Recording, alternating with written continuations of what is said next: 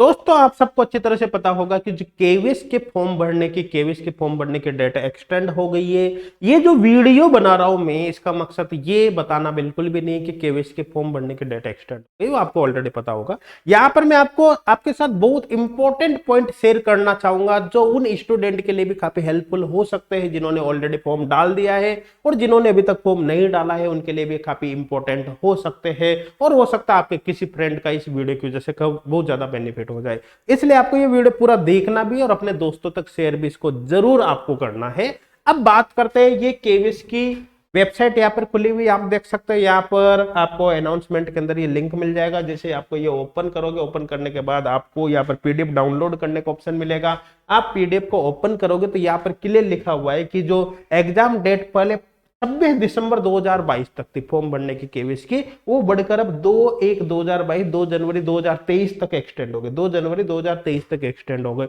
लेकिन यहां पर देखो ब्रैकेट में लिखा हुआ है 00.59 आवर्स। इसका मतलब एक्चुअली अपन देखते हैं तो इसका मतलब ये होता है यहाँ पर 12:59 AM regular time, 12:59 AM regular time. इसका मतलब जो आपके फॉर्म भरने की जो डेट एक्सटेंड हुई है वो आप 2 तारीख को 12:59 AM तक ही फॉर्म भर सकते हो। 2 तारीख को 12:59 AM का मतलब समझ रहे हो ना आप, 1 तारीख के रात में 12:59, मतलब 1 तारीख तक ही देखा जाए तो ये एक्सटेंड हुआ है। 2 तारीख को फॉर्म भरने के लिए आपको मात्र 59 मिनट मिलेंगे। ध्यान देना, 2 तारीख को फॉर्म भरने के लिए आपको मात्र 59 मिनट मिलेंगे। इसलिए आप 2 तारीख इसको समझने की गलती मत करना। आप अपना फॉर्म 1 तारीख तक ही कंप्लीट कर लेना, अदरवाइज आप पछताओगे, आपके दिक्कत हो सकते हैं। केवीएस की वजह से अगर मान लो कोई यहाँ पर मिस्टेक हो गई हो, लिखना वो गलती से अलग चीज आ गई हो लिखने में, तो उसका मैं कुछ कह नहीं सकता। लेकिन जैसा लिखा है उसके अकॉर्डिंग तो आप मात्र 1 तारीख तक ही फॉर्म भर सकते हो। 2 तारीख को फॉर्म भरने के लिए आपको मात्र 59 मिनट दिए जाएंगे। ये क्लियर हो गया होगा। अब यहाँ पर देखो मैं बात करता हूँ कुछ इंपॉर्टेंट पॉइंट्स की यहाँ पर मैं बात करता हूँ। आप देख सकते हो यहाँ पर क्या है, देखो दोस्तों क्या है यहाँ पर।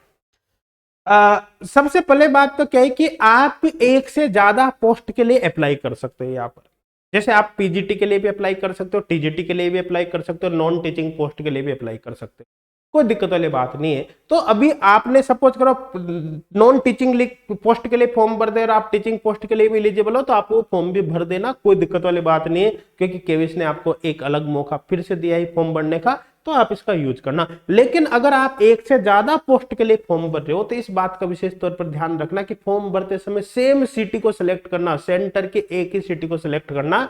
क्योंकि अगर आपने डिफरेंट अलग अलग सिटी को सिलेक्ट कर दिया, सेंटर अलग अलग सिलेक्ट कर लिया, तो हो सकता है आपका एग्जाम एक पोस्ट के लिए मॉर्निंग शिफ्ट में हो और दूसरी पोस्ट के लिए हो सकता है सेम डे इवनिंग शिफ्ट में आ जाए, तो आप फिर अलग अलग सिटी में पहुंच नहीं सकते क्योंकि डिस्टेंस काफी ज्यादा हो सकती है। दूसरी बात क्या है, अगर आप एक ही पोस्ट के लिए डिफरेंट सब्जेक्ट से फॉर्म भरना चाहो, जैसे सपोज करो आपने फिजिक्स से भी एमएससी कर रखी है और दूसरे किसी सब्जेक्ट से एमएससी कर रखी है, केमिस्ट्री से भी कर रखी है मान लो, तो आप केमिस्ट्री से और फिजिक्स से दोनों से फॉर्म भरने की कोशिश इस तरह से मत करना। उसका रीजन क्या है, क्योंकि एक पोस्ट का एग्जाम एक ही दिन एक ही समय पर होगा, एक ही शिफ्ट में, है ना। तो जितने भी सब्जेक्ट है, मान लो किसी पर्टिकुलर दिन फर्स्ट ग्रेड का एग्जाम मॉर्निंग शिफ्ट में हुआ, तो जितने भी सब्जेक्ट है उनका सेम टाइम पर होगा, इसलिए उसका कोई फायदा नहीं अलग अलग सब्जेक्ट से फॉर्म भरने की कोशिश बिल्कुल भी नहीं करना। और एक और इंपॉर्टेंट बात मैं आपको बता देता हूं, अगर आप एक ही सब्जेक्ट से 2 फॉर्म भरते हो, बहुत से स्टूडेंट होते हैं सेंटर के चक्कर में भर देते हैं, एक सेंटर से एक फॉर्म भर दिया, दूसरे से दूसरा भर दिया, तीसरा भर दिया, है ना, तो ऐसी गलती बिल्कुल भी मत करना। ऐसे केस में आपके सारे फॉर्म यहाँ पर रिजेक्ट मान लिया जाएगा, सभी फॉर्म रिजेक्ट हो जाएंगे। तो आपको एक सब्जेक्ट से एक ही फॉर्म भरना है। अगर फॉर्म भरते सपोज करो आपके कोई माइनर सी मिस्टेक भी हो गई हो,